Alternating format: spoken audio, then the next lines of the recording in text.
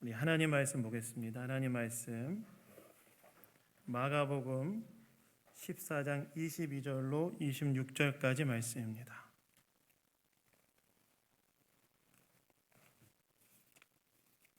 마가복음 14장 22절로 26절까지 말씀.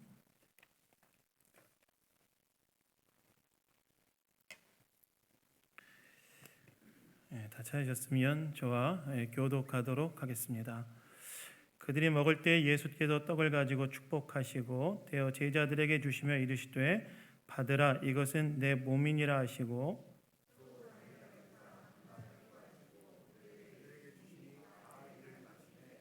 이르시되 이것은 많은 사람을 위하여 흘리는 나의 피 곧 언약의 피니라.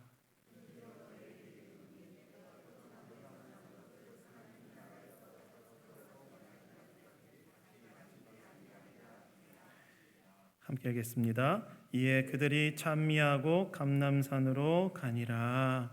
아멘. 아멘. 네, 오늘은 성찬식이 있는 날이기 때문에 성찬의 의미란 제목으로 하나님 말씀 나누기 원합니다. 여러분, 하나님께서 성도들에 대한 하나님의 뜻, 즉 성도들을 거룩하게 하시기 위해서 사용하시는 수단들이 있습니다. 하나님께서 성도들을 향한 하나님의 뜻, 즉 성도들이 거룩하고 또 예수님의 모습으로 닮아가도록 하게 하기 위해서 하나님께서 사용하시는 수단들이 있다는 거예요. 수단들. 이것을 무엇이라고 부르냐면 이것을 이제 은혜의 방편들이다 이렇게 부릅니다. 하나님께서 우리에게 주신 구원을 완성하기 위하여, 즉 우리를 더욱더 거룩한 백성으로 빚어가시기 위해 하나님이 사용하시는 도구가 있는데 그것을 무엇이라고 부르느냐? 은혜의 방편들이라고 부른다는 거예요. 그렇다면 이 은혜의 방편에는 뭐가 있느냐? 은혜의 방편에는 크게 세 가지가 있는데요. 첫 번째는 말씀이고, 두 번째는 기도고, 세 번째가 성례입니다. 성례. 하나님께서는 말씀과 기도와 성례를 통해서 하나님께서 우리에게 허락하신 그 구원을 완성해가는 일을 하신다는 거예요. 그래서 은혜의 방편을 우리의 은혜의 방편을 부지런히 우리에게 적용할 때 우리는 하나님께서 원하시는 모습으로 성장해 갈 수 있는 것입니다. 그래서 은혜의 방편을 부지런히 써야 돼요. 말씀과 기도와 성례에 참여함을 통해 이걸 부지런히 나에게 적용할 때 우리가 더욱더 하나님 원하시는 예수 그리스도의 모습으로 변화되어져 갈 수 있기 때문에 이것을 부지런히 자신에게 적용해야 한다는 것입니다. 그런데 이렇게 세 가지를 생각해 보면 우리는 말씀과 기도는 비교적 잘 아는 반면에 성례가 좀 생소하게 느껴지죠. 여러분, 성례가 무엇일까요? 성례는 쉽게 말하면 성찬과 세례를 이야기합니다. 성찬과 세례.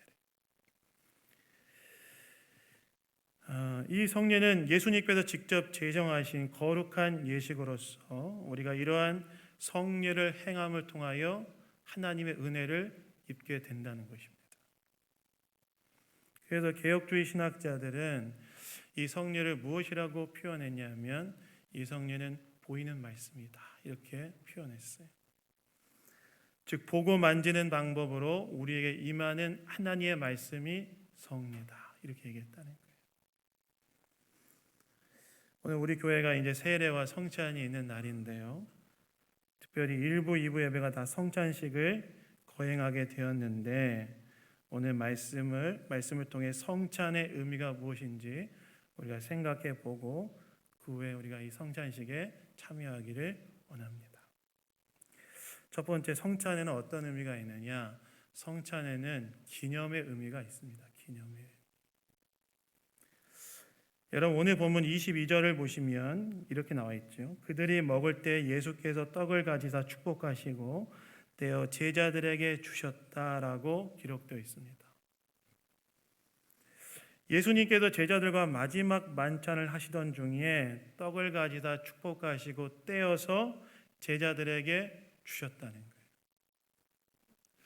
여러분 이때의 장면은 어떤 장면이냐? 예수님이 십자가에 죽으시기 전날 밤에 제자들과 마지막 만찬을 하시는 장면이었는데 예수님께서 마지막 만찬 중에 떡을 가지시고 축복하시고 떼어서 제자들에게 주셨다는 거예요.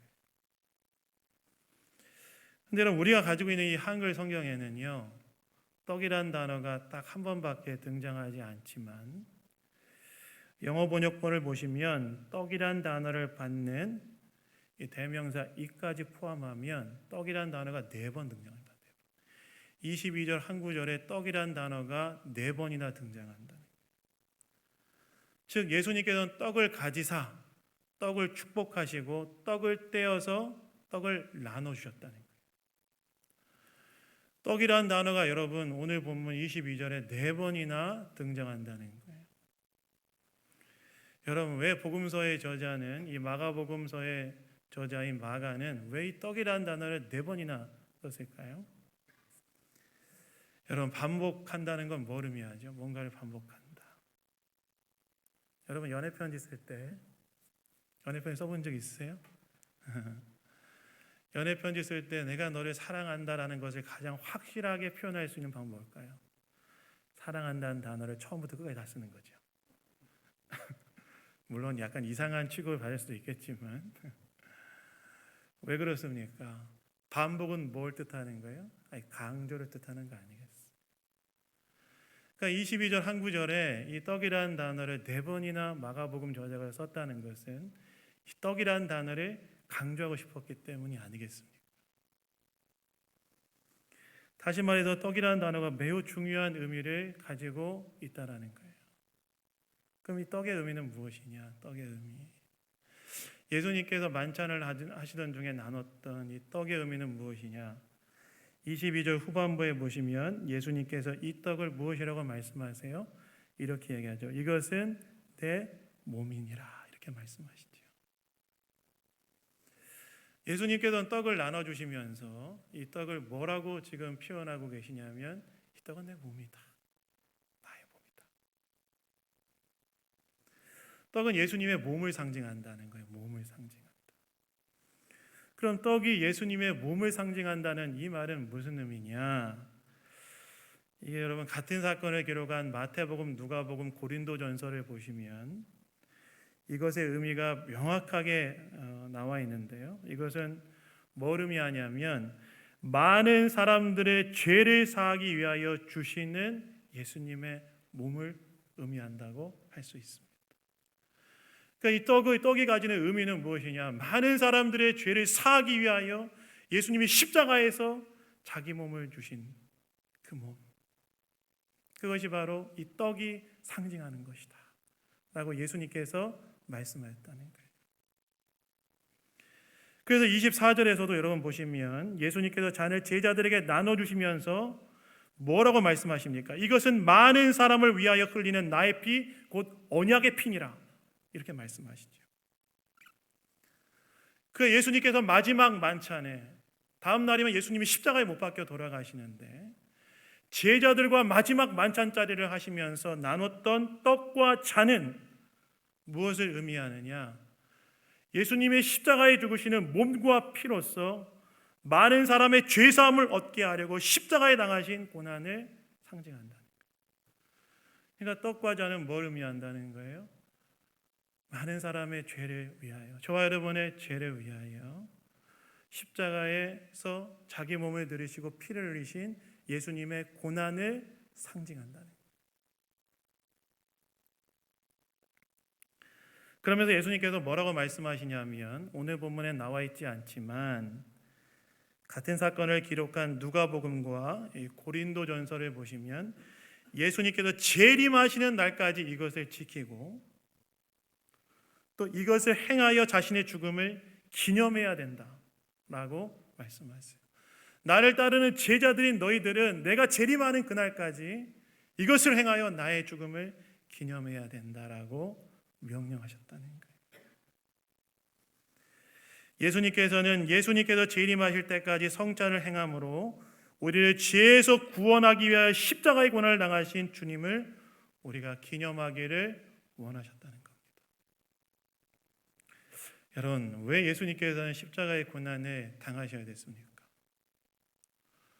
왜 예수님께서는 십자가에 못 박히셨고 십자가에서 피를 흘리셔야 했습니까? 십자가의 고난이라는 것이 여러분 상당히 고통스러운 과정이라는 사실 우리가 잘 알잖아요. 제가 몇 번 설교 때도 이야기했지만 십자가에 못 박을 때 손바닥에 못 박는 거 아닌 거 아시죠? 많은 사람이 손바닥에 못 박는다고 생각하는데 손바닥에 못 박으면요 체중 때문에 손바닥에 찢어져 사람이 떨어집니다. 그래서 로마 군인들이 십자가에 사람을 못 박을 때는 손바닥에 박는 것이 아니라 요 사이에 이제 뼈가 들어간 요 사이에 박았어요. 탁 박았죠. 그럼 이렇게 되면 사람이 어떻게 될까요? 체중 때문에 이렇게 몸이 내려가죠. 그러면 여기 붙어있는 횡격막에 올라가면서 폐를 누르니까 사람이 숨 쉬지 못하니까 어떻게 할까요? 살려고 이렇게 자기 몸을 세우겠죠. 그래서 가장 극도로 고통을 당하게 하여서 죽게 만드는 형이 십자가형이었어요. 십자가형. 당시 로마 제국에서 로마 시민권자들에게는 십자가형을 행하지 않았어요. 너무 처참하고 비참한 죽음이기 때문에 로마 시민권자에게는 십자가형을 받게 하지 않았습니다. 근데 아무런 죄도 없으시고 흉이 없으신 예수님이 왜 십자가에 못 박혀 죽으셔야 하는가? 죄도 없고 흠도 없으셨던 그 예수님께서 왜 십자가에 죽으셔야만 했는가? 그것은 바로 저와 여러분의 죄 때문에 그렇죠. 죄 때문에.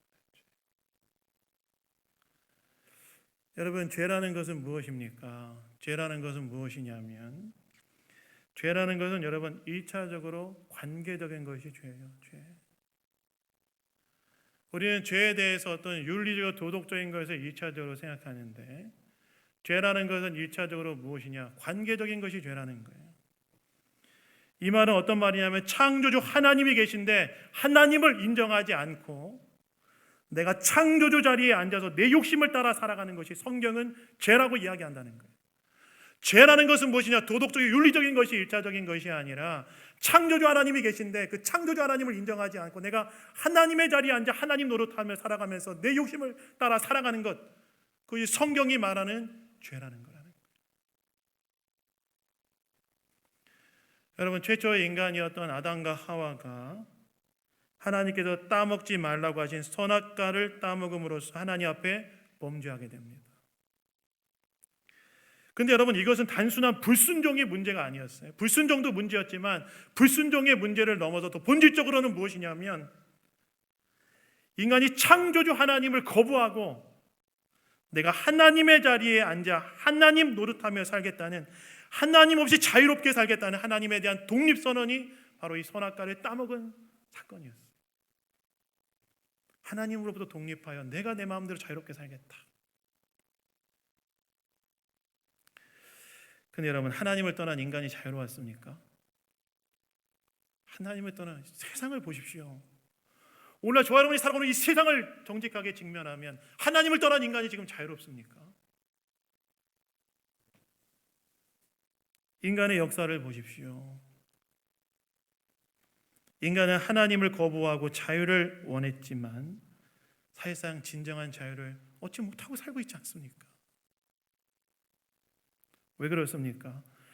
인간 안에는 하나님으로만 채울 수 있는 텅 빈 공간이 존재하는데 하나님을 거부한 인간이 이 텅 빈 공간을 채우기 위하여서 하나님 대신 대용품을 찾게 되어지고 그 대용품을 섬기며 살아가는데, 그런데 문제는 왜 그게 우리 인간에게 자유를 주는 것이 아니라 거기에 종속되어 살아가게 만들기 때문에 문제 아닙니까? 그래서 인간은 쾌락을 추구하고 권세를 추구하고 명예를 추구하고 물질을 추구했지만 오히려 그것이 인간을 자유롭게 하지 못하고 거기에 종속된 삶을 살아가고 있는 것이 이 땅을 살아가는 인간 현실의 본질이라고 성경은 이야기하지 않습니까?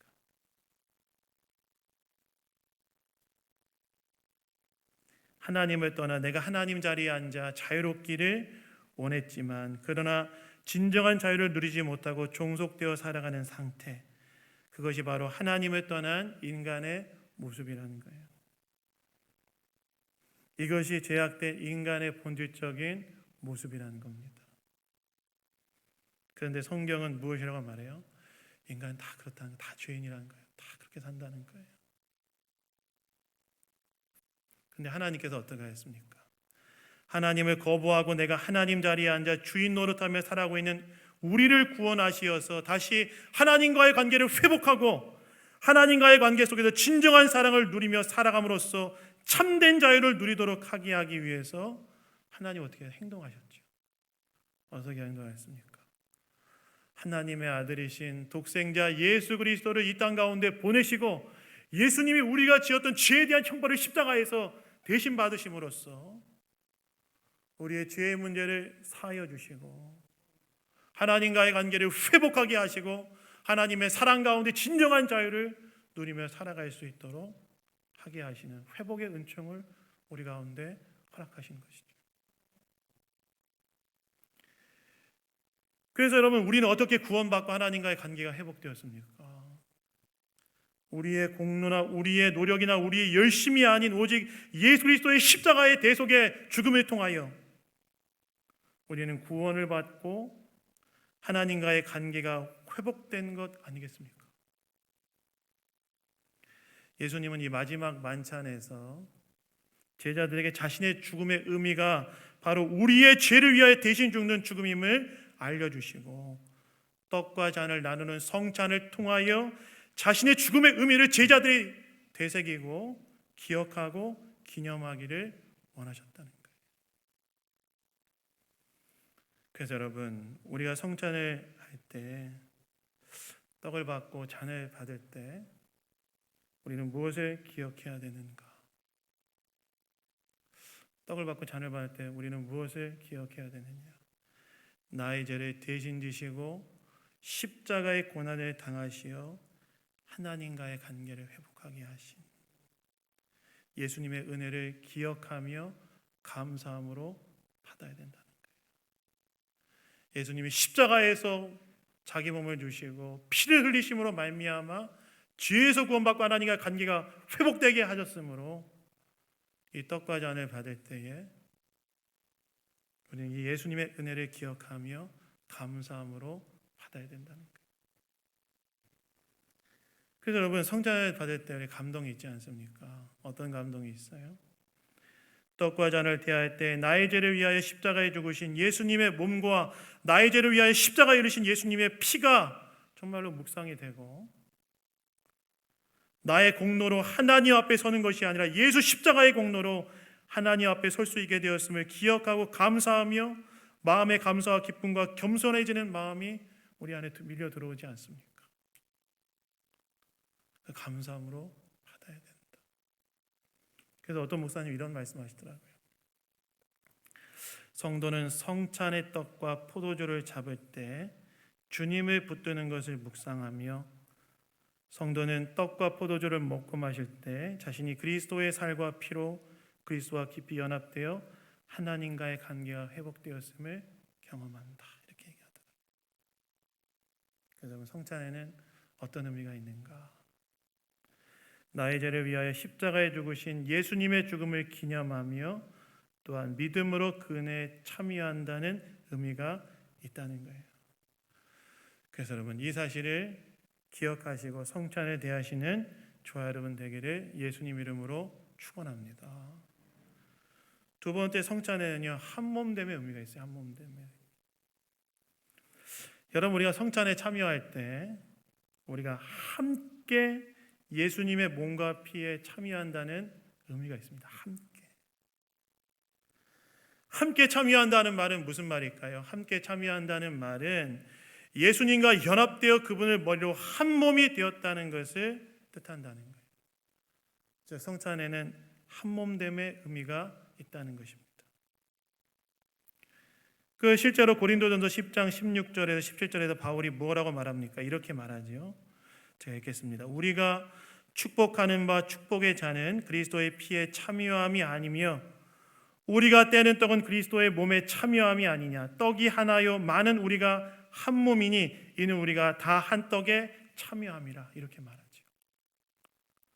무슨 말입니까? 우리가 예수님의 성찬에 참여한다는 것은 성찬에 참여하는 우리 모두가 예수 그리스도 안에서 한 몸 되었다는 것을 뜻한다는 거예요. 여러분, 한 몸 되었다는 건 뭘 말할까요? 한 몸 되었다. 함께하고 있는 서로가 서로에게 너무나 소중한 존재가 되었다는 것을 뜻하지 않겠습니까? 여러분, 몸의 지체 중에 어디에 하나라도 소중하지 않은 곳이 어디 있습니까? 여러분, 제가 보니까 옛날에는요, 맹장 정도는 떼어내도 괜찮다 이런 얘기가 있었던 것 같아요. 맹장은 뭐 그냥 별 의미 없는 기관이다. 근데 요즘 뭘 사람들이 깨달았어요? 맹장은 있어도 없어도 되는 그런 장기가 아니라 면역체계에 기여하는 장기라는 사실이 밝혀졌잖아요. 몸의 지체 중에 소중하지 않은 게 딱 없다는 거예요. 다 소중하다는 거예요. 그러니까 성찬을 할 때 예수님과 연합됨을 통하여 한 몸 되었다는 말은 무슨 말이냐? 서로가 서로에게 너무나 다 소중한 존재가 되었다는 거예요.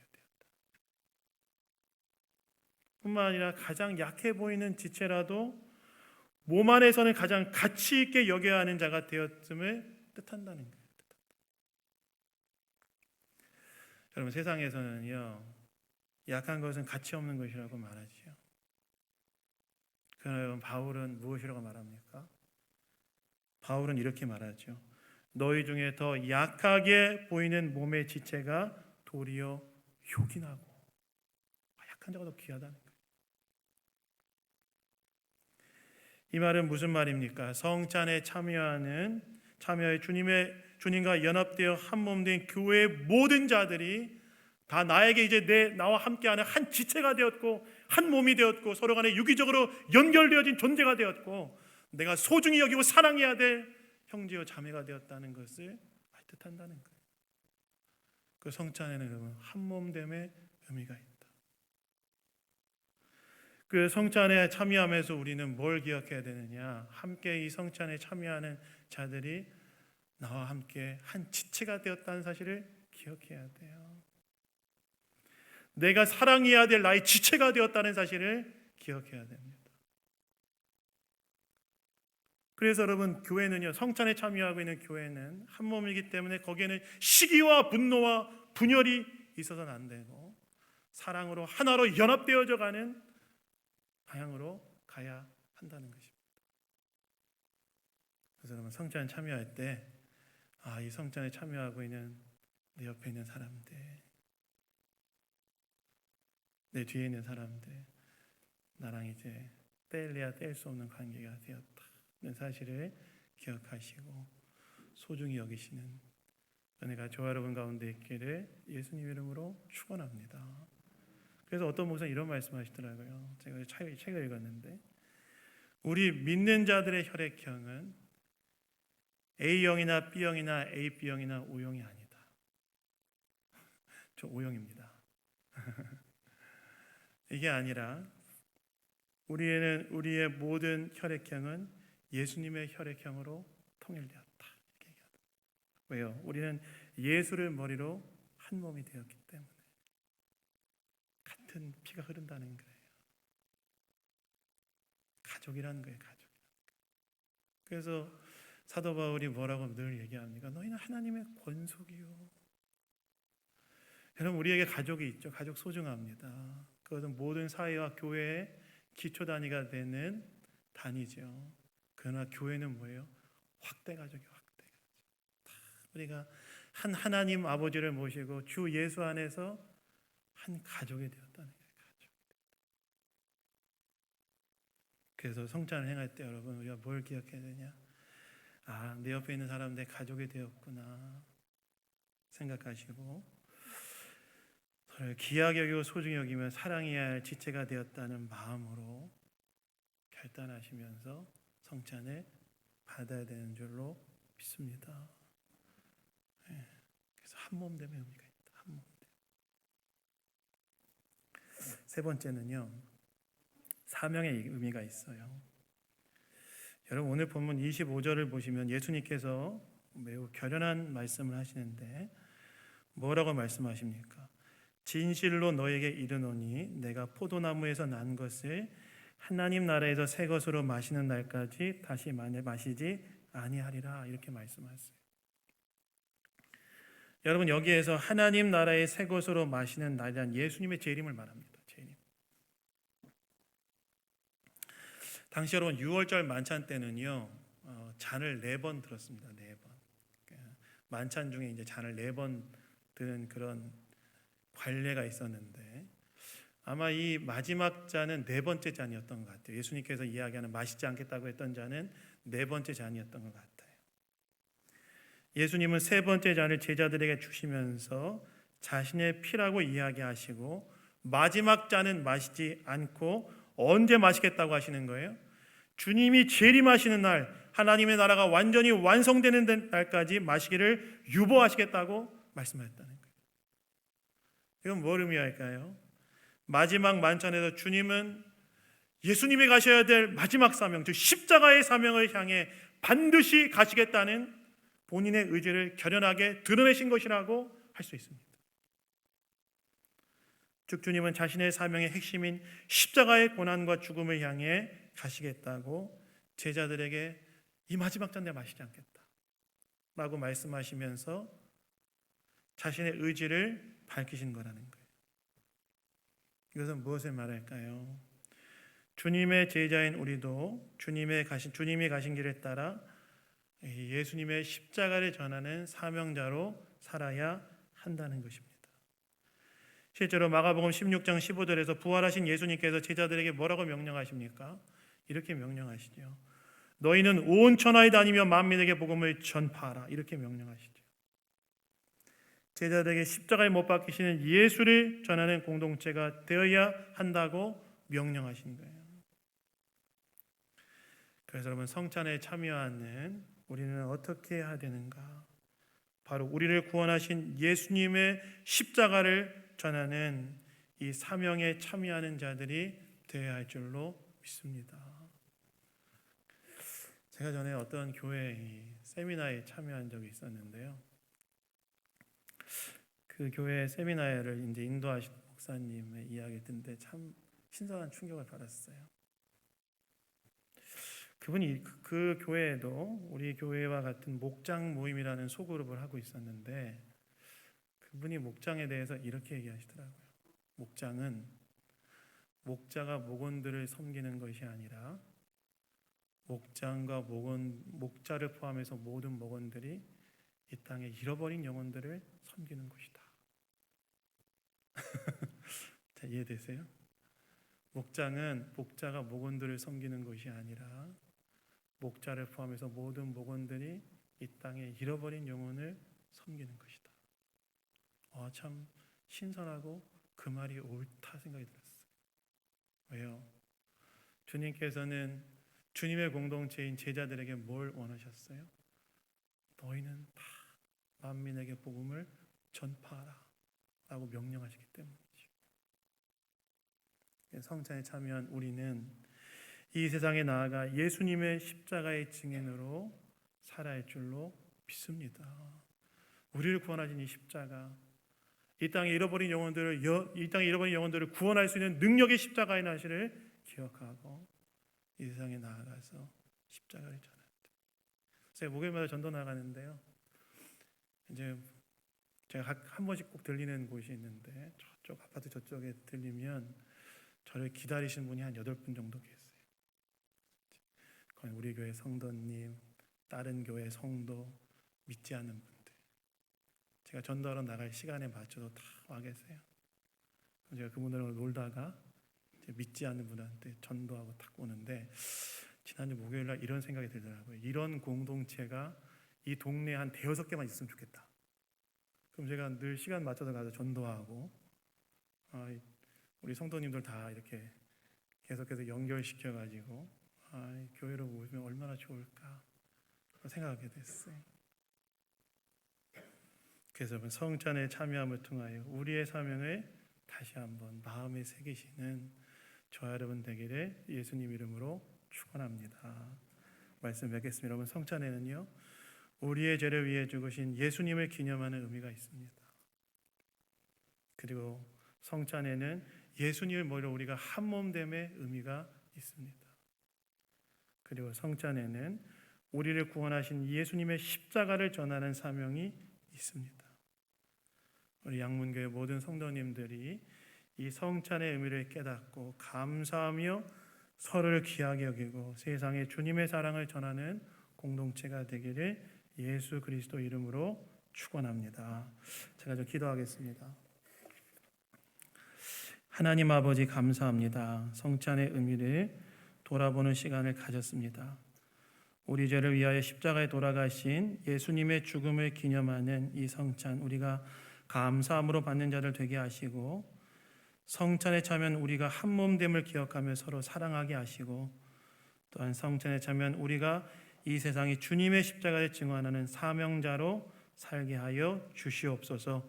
모든 것 주님께 감사드리며 우리를 구원하신 예수 그리스도 이름으로 기도드렸습니다. 아멘.